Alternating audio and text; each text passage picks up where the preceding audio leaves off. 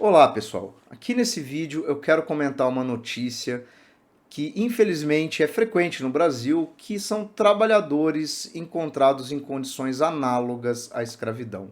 Se você acompanha aí os noticiários, deve estar vendo que recentemente o Ministério do Trabalho, identificou aí mais de 200 trabalhadores em situação análoga à escravidão em vinícolas do sul do país.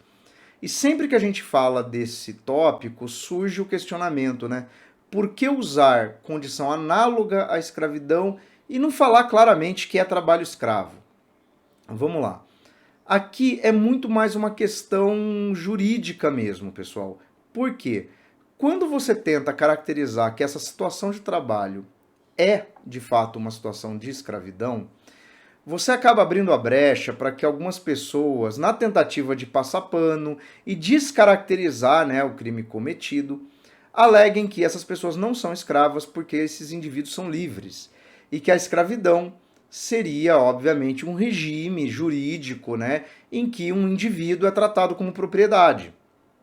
Pensando que esses indivíduos não são, de fato, entendidos como propriedade, porque eles não são comprados e vendidos, E, inclusive, a legislação brasileira não permite a propriedade sobre indivíduos desde 1888, desde a Lei Áurea. Havia ali sempre uma margem para alguém dizer que o termo estava sendo mal empregado, que você não poderia caracterizar isso como escravidão. E aí criou-se a figura do trabalho análogo à escravidão, ou seja, são condições de trabalho que, em praticamente tudo, exceto essa questão da propriedade, se configura como um trabalho escravo. Isso é tipificado no Código Penal brasileiro, tá? Está lá no artigo 149, que desde 2003 tem a seguinte redação: reduzir alguém à condição análoga à de escravo, quer submetendo a trabalhos forçados ou a jornada exaustiva, quer sujeitando a condições degradantes de trabalho, quer restringindo por qualquer meio sua locomoção, em razão de dívida contraída com o empregador ou preposto. Então vamos lá, o Código Penal ele cria alguns elementos para a gente poder caracterizar esse trabalho como análogo à escravidão. Primeiro, a ideia do trabalho forçado, pessoal. Bom, o trabalho forçado aqui a gente pode compreender como o trabalho que não é pactuado, que não é remunerado, que por alguma força de coerção física, alguma violência ou alguma outra condição, você obrigue a pessoa a realizar um trabalho. Isso é o típico da lógica do trabalho escravo. Afinal, vamos voltar lá na lógica da propriedade. Se você era proprietário de um escravo no século XIX, no Brasil, por exemplo, era implícito que você tinha poder de mandar o seu escravo realizar qualquer tarefa, porque isso era a lógica da escravidão. Se você vê isso aplicado numa relação de trabalho contemporânea, você está vendo um trabalho que pode ser caracterizado como análogo à escravidão. A jornada é exaustiva. Normalmente os relatos dos trabalhadores que se encontram em condição análoga à escravidão dão conta de jornadas de trabalho que não tem hora para começar e para terminar. E isso é muito frequente em uma das condições em que a gente vê muitos casos de trabalho análogo à escravidão, que é o caso de trabalhadores domésticos, principalmente empregadas domésticas.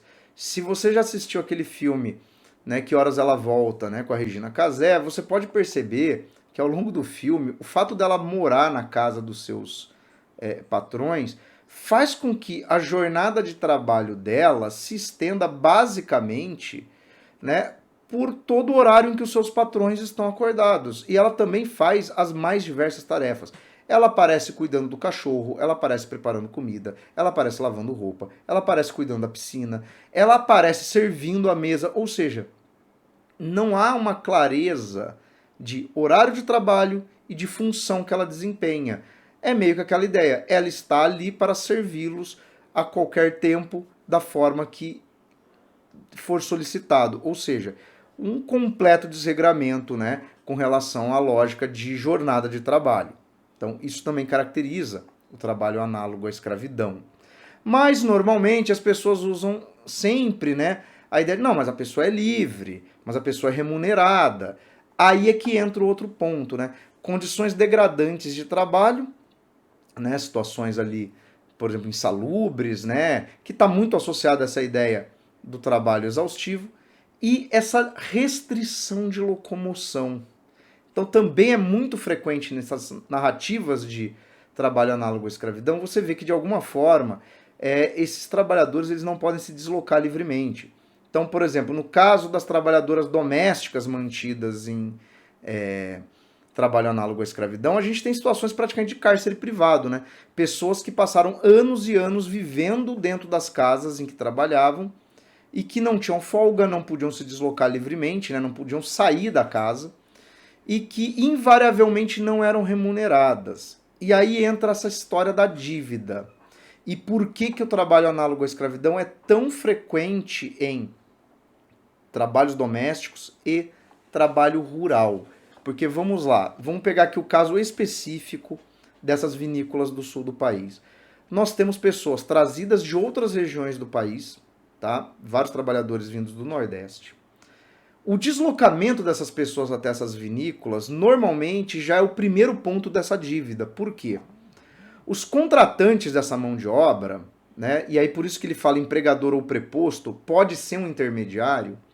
Quando eles negociam com esses trabalhadores, muitas vezes eles custeiam essa viagem do trabalhador, mas isso é um adiantamento, isso será descontado futuramente do seu pagamento. Chegando a essas propriedades rurais, essas pessoas vão ter que ficar alojadas ali. Essa forma de alojar as pessoas também gera uma dívida. Por quê? Porque cria-se ali uma espécie de desconto no que ele vai receber futuramente por um custo de habitação. Também é descontado deles custos de alimentação e qualquer outro insumo que eles venham a precisar. Invariavelmente, até as ferramentas que esses trabalhadores usam nas suas tarefas é descontado do seu futuro pagamento. E aí o que acontece? Quando você tem a hora de fazer o acerto com esses funcionários, você percebe que a dívida se avolumou de tal forma que ou eles têm muito pouco para receber, e normalmente esse muito pouco para receber impede que ele retorne ao seu local de origem, o que força ele a continuar ali trabalhando, ou em alguns casos ele na verdade tem uma dívida. Então quer dizer, ao invés de receber, ele ainda tem uma dívida a pagar para o seu empregador, que só pode ser paga na forma de mais trabalho, ou seja, ele continua ali. Só que este continuar ali implica em novos gastos de alojamento, novos gastos de moradia, ou seja, ele vai se tornando um escravo por dívida moderno. Então, esse tipo de situação de trabalho é muito frequente nesses dois ambientes, por quê? Pessoal, e aí é o link que a gente pode fazer com a experiência de escravidão no Brasil, né? Tanto o trabalho doméstico como o trabalho na zona rural, eles são muito associados, né, ao passado escravista. Então são duas áreas em que a sociedade brasileira tem muita resistência, culturalmente falando, né, e óbvio que por uma grande conveniência, né, a formalização do trabalho, a adequar esses trabalhos, entender esses trabalhos como, de fato, relações profissionais que devem ser regradas por leis, né? A ideia toda da resistência de certos setores quando se passou lá a PEC das domésticas, né? Quer dizer, você tem que fazer uma legislação para explicar para as pessoas e provar e começar a aplicar regras do trabalho formal a trabalhador doméstico. Por quê? Porque criou-se esse ambiente culturalmente muito propício para essa forma de abuso do trabalho, que é entender que o trabalhador doméstico ele é um tipo de trabalhador diferente, ele reside com o seu patrão, então não se aplicaria a ele essas dinâmicas de regramento de horário, de tarefas bem delimitadas. O trabalhador rural a mesma coisa, né? Porque normalmente é um trabalhador que trabalha só num período de colheita ou de plantio, né? Ele se desloca de um lugar para o outro, ele ao longo do ano ele trabalha em várias regiões diferentes. Ou seja, essa informalidade dessas duas relações acaba, né, sendo um mecanismo que permite esse tipo de abuso, né, esse tipo de prática existente até hoje.